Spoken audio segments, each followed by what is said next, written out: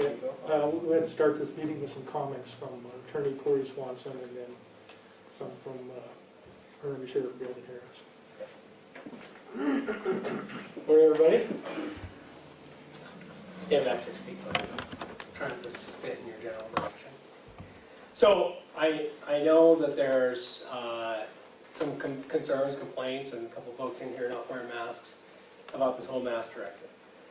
And I think you probably saw, if you didn't, I've been fairly prominent in my opinion on it. My opinion is same thing I told the governor before he did it, that I didn't think he should do it, that I thought it was going to overly politicize the issue of all these things we're trying to do as a community to deal with this virus. But having said all that, he issued the directive. Now, up until about March, middle of March, almost none of us county attorneys had dealt with a lot of these public health issues and directives in the detail of enforcement like we have now.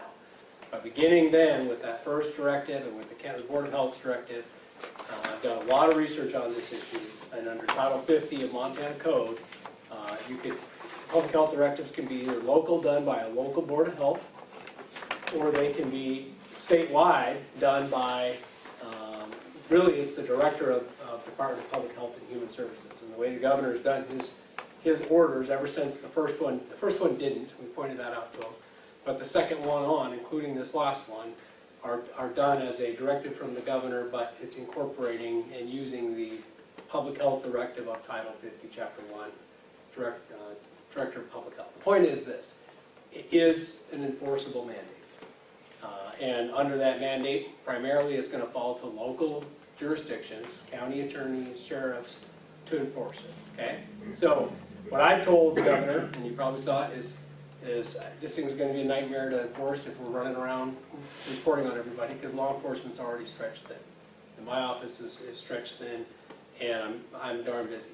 But having said all that, the reality is that if we're at a meeting, or if we're at a public building or a public business or whatever, and people are refusing to comply, it's an enforceable order.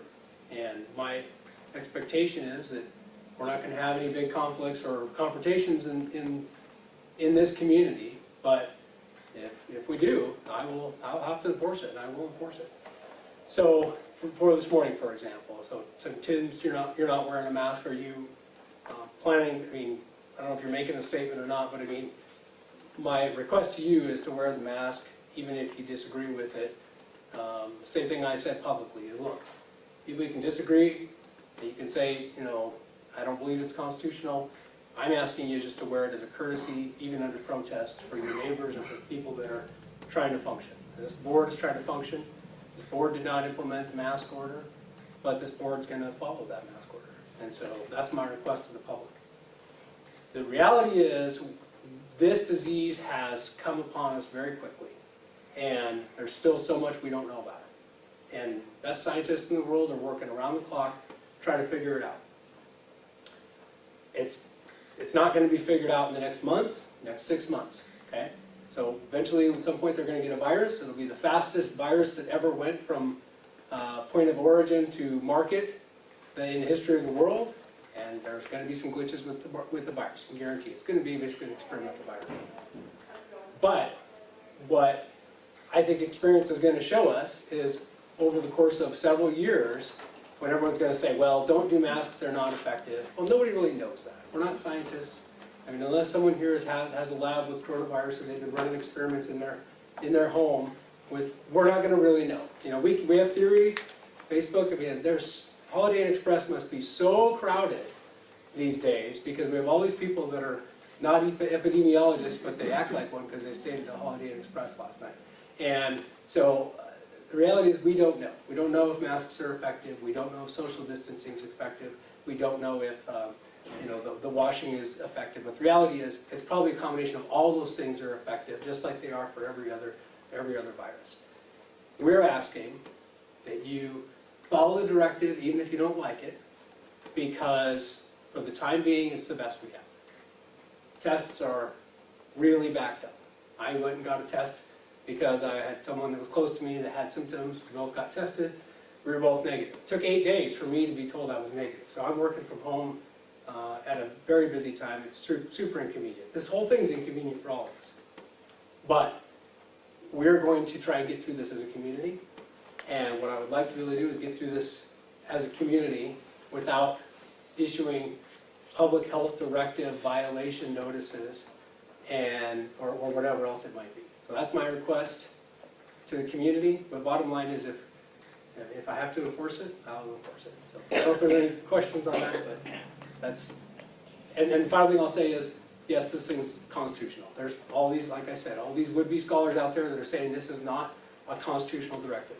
Number one, it takes a person in a black robe, a judge, to declare something unconstitutional. Until that happens, we enforce it. But number two, I think the Supreme Court will say, yes, this is in fact constitutional. There's only one Montana Supreme Court case, and it's from the 1960s, dealing with a very close question to this. And in that case, the Supreme Court said this was a valid enforcement. My guess is they would say that on this one too. But until 4 out of 7 say otherwise, we're going to enforce it. So. Corey, are you going to try to tell me that you haven't just blowed the whole works by taking your mask off? What I'm going to tell you is the directive says, Well, if you're no, going to speak, what I'm saying yeah. is that mask does not protect anybody. Okay. But again, you don't. That's what I'm saying. We don't know that. You're not a scientist. I'm not a scientist. If I was, I would be in a. And you're going to tell people that they have to wear a mask. That's tell them what color shorts they can wear. What I'm telling you Is that the same thing? No, it's not the same. What I'm telling you is, we don't know every detail about this disease. We won't know for a long time. Some diseases continue to research cancer, have been for over 100 years.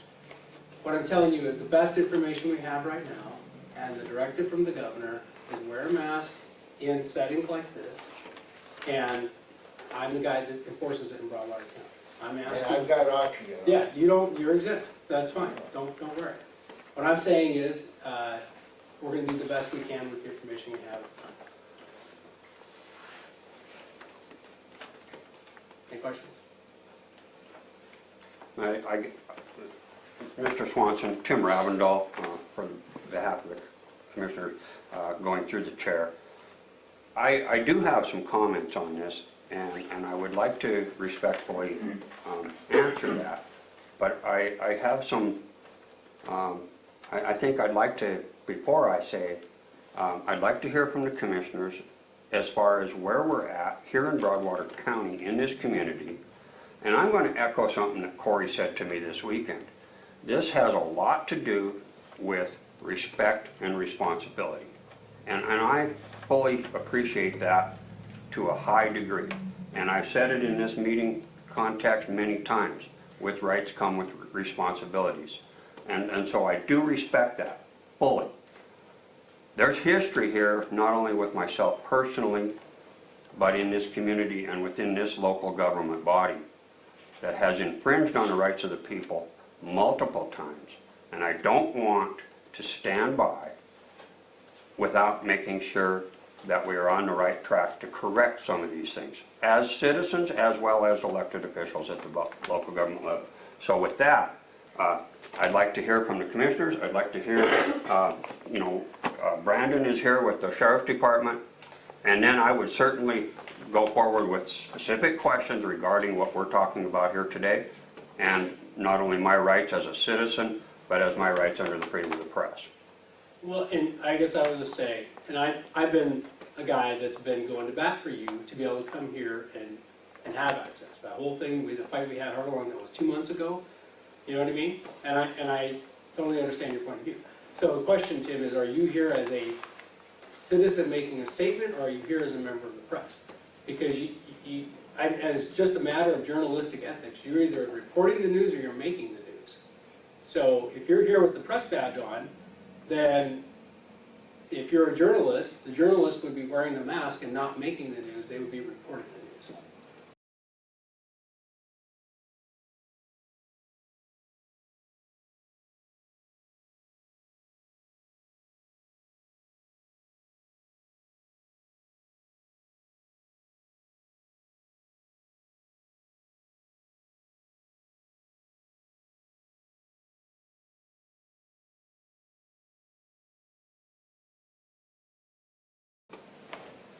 There becomes a question, at what point does one individual citizen sacrifice rights?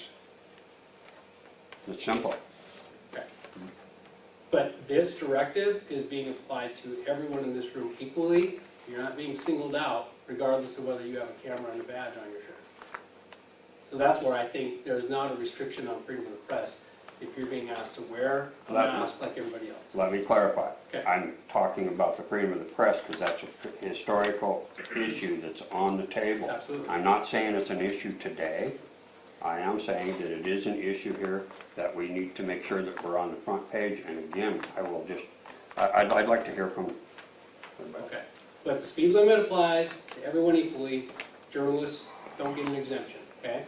Same thing here. A mask applies to everyone equally. If you're here as a journalist, that's not a free pass to not comply. Understood. Okay. I don't know if anyone else wants to speak on this or not.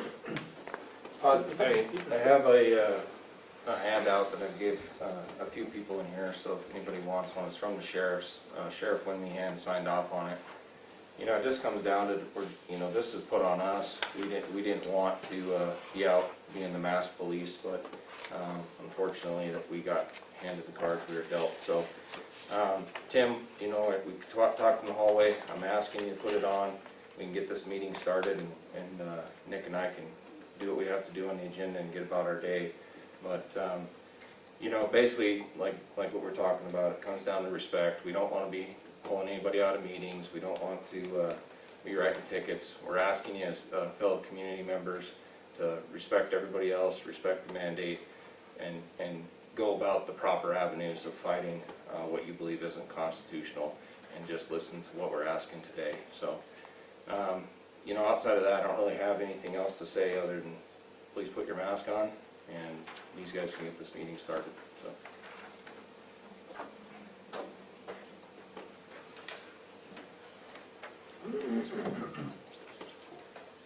So I guess my request is, Tim, or will you please put on your mask? Upon concluding with a comment I'm or a asking- question, I will No, give you that answer. Tim, I'm asking you, please put on your mask, so that Right. we can continue our meeting out of respect for everybody that's here. I respectfully decline. Okay?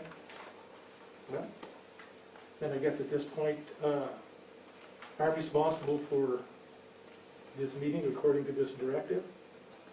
And I don't believe that we can continue this meeting safely without you not having your mask on. So we will close this meeting, and no county business will be done today. Before you close, Meeting is closed. freedom of speech. One for the sheriff.